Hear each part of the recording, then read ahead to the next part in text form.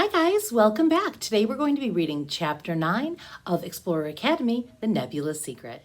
Chapter 9.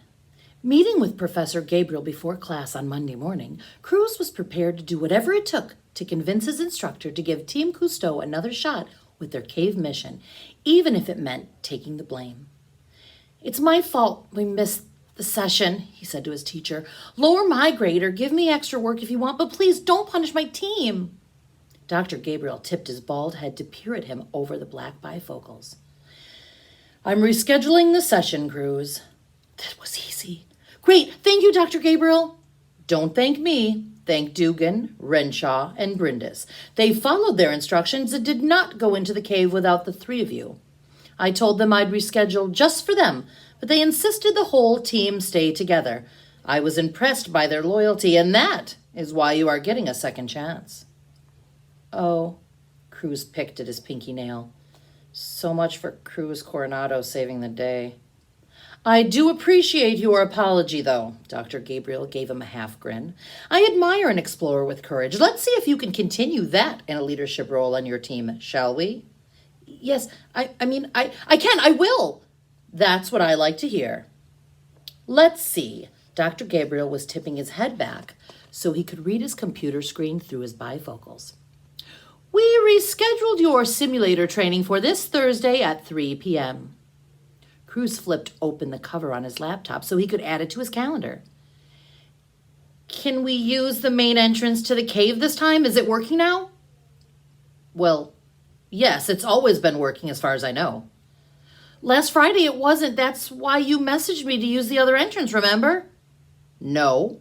His professor looked perplexed. "I did not." "Yes, you did." "Cruz, I think I would know if I messaged you." "You said there was a technical problem. See?" Cruz showed him the note he received moments before his half of Team Cousteau had headed down to the basement. Dr. Gabriel frowned. "I didn't send that." Cruz was starting to put the pieces together. The last-minute email, the handwritten sign on the silver door. It had all been part of a ploy, most likely Nebula's, to lure him in the basement to meet his doom. Thank goodness for Mel and Jericho. "I'll have the tech crew check into the fake email and find out which prankster will be getting some additional homework this weekend," said Dr. Gabriel. "As for you, Cruz, I don't think I need to tell you. Do not be late for your rescheduled cave mission." "You don't. I won't." And Cruz wasn't. He was, as a matter of fact, 22 minutes early. Waiting for his teammates to arrive, Cruz reviewed their mission instruction. "Dear Team Cousteau member, your first training expedition in the cave is rescheduled for 3 to 5 p.m. this Thursday. To prepare, read Dr. Gabriel's assigned text on conservation. Plan for the weather to be approximately 60 degrees and windy. Wear a jacket, long pants, and sturdy shoes or hiking boots. No flip-flops. Bring water and your tablet. Do not proceed into the simulator without all team members present. Further instruction will appear in the cave, as well as on your computer. Log into Dr. Gabriel's site. Be advised, it is against the rules to discuss a mission or its outcome with any other team. This is to prevent any teams from having an unfair advantage. Best of luck. Dare to explore." At 7 minutes to 3, every team of Team Cousteau had assembled in front of the main entrance to the cave. "We're all here," said Renshaw. He seemed relieved. He held his OS band up to the security camera and the doors parted. "Must be nice to have an aunt who can pull your butt out of the fire whenever you screw up, huh?" Dugan spat at Cruz. Cruz felt his blood start to bubble, but he took a few deep breaths to calm himself.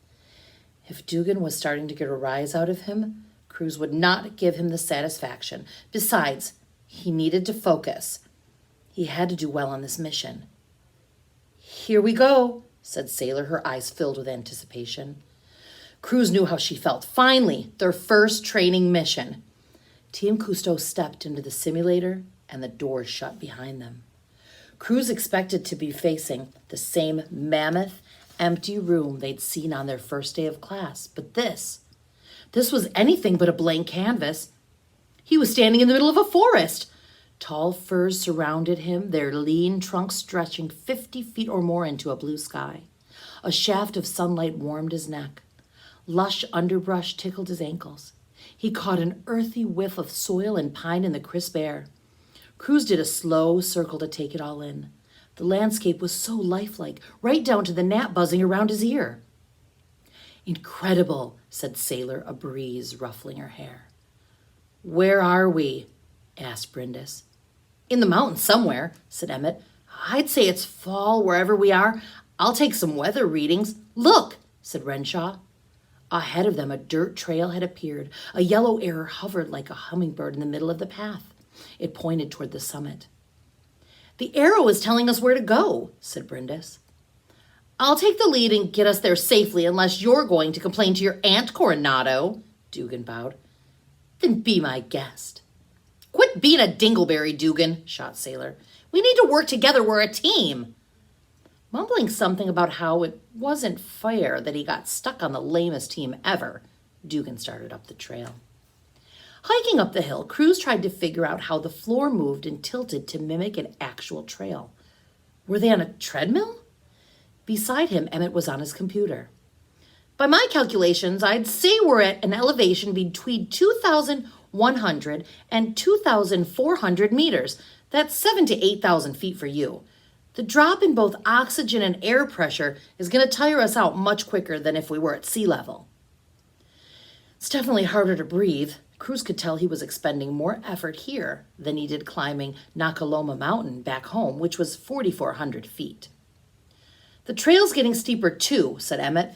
"We should tell Dugan to slow down so everybody can adjust to—" "Cruz! Emmett!" Brindis and Sailor were 20 yards behind them on the trail.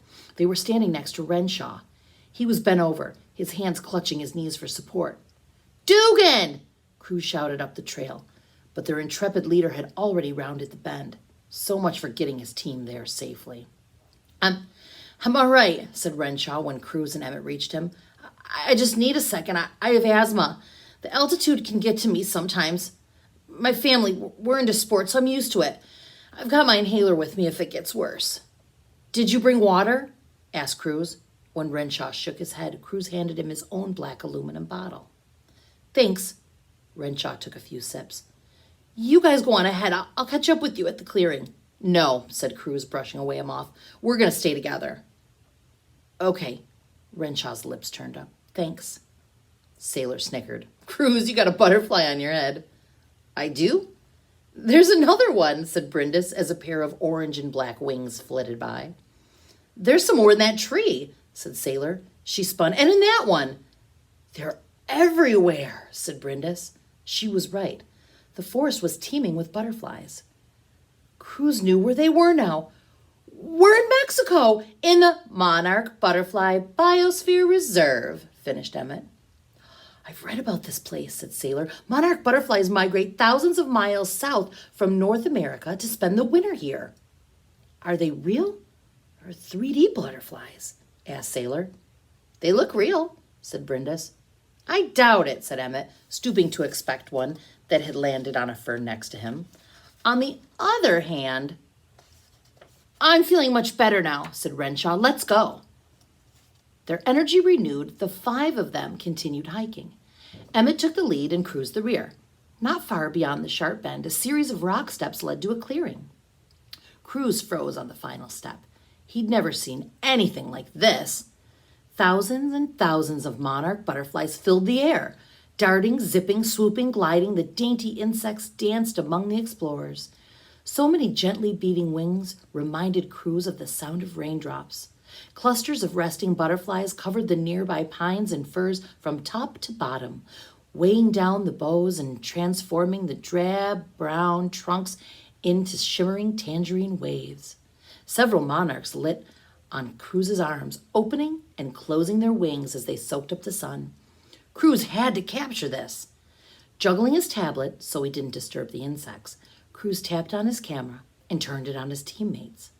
Dugan was standing on a rock, his hood up and his head hunched down between his shoulder blades. He looked uncomfortable, almost scared.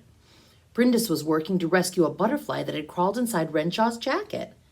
Emmett was gazing up, trying to see past a monarch that mistake his glowy fuchsia glasses for a flower.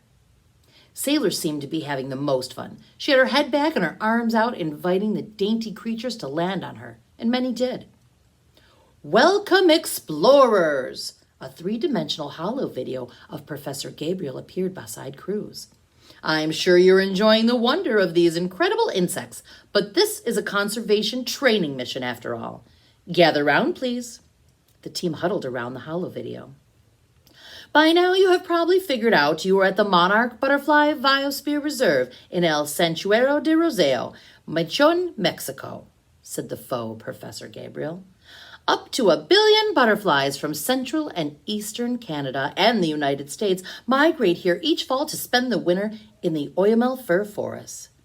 Some will journey more than 3,000 miles to reach this location. Renshaw whistled under his breath. Monarchs are the only butterflies to migrate the way birds do, and we have so much to learn about how and why they do so, said Professor Gabriel. Your assignment is to record where some of these insects originated so we can learn more about their migration patterns. He explained that many of the butterflies had been tagged before setting off on their migration route. The explorers were to look for monarchs that were tagged with stickers attached to their wings, record the alphanumeric sequence, and then go online and match the numbers to the original tagging location to see how far the butterfly had traveled. Log on to my website and you'll find instructions on how to properly hold a butterfly, said Professor Gabriel. Please divide into teams of 2. Each team will record the tags of 20 butterflies. Once you have completed your task, send your results to me. When all 3 teams have sent in their results, your mission will be complete and the simulation will end. Please remain in this clearing. Any questions? No one had any. Pair up and begin. As the professor's image began to fade, the entire woodland landscape flickered. Cruz saw a flash of bare walls. It was only for a fraction of a second. Did you see that? He asked Emmett. No, what?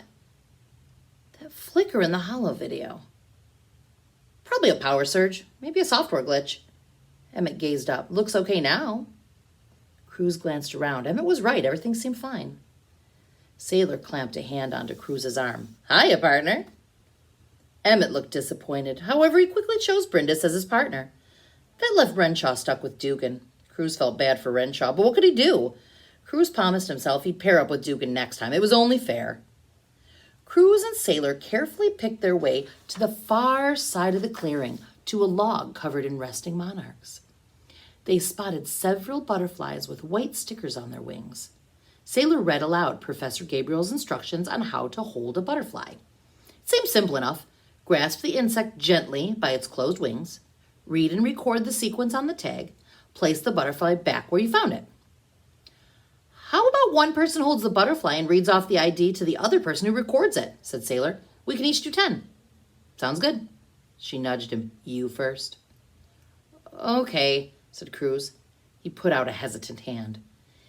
If it's a real butterfly, I'm afraid I might rub off some scales and it won't be able to fly. That's a myth, said Sailor. Butterflies can fly without scales. They can even fly with most of their wings broken or missing. It'll be okay. Cruz found a butterfly whose wings were closed. He ever so gently closed his index finger and thumb around the top of his wings to hold it still. Easy, buddy, he said. This will only take a second. What does it feel like? Asked Sailor. Silk. Can you read the number?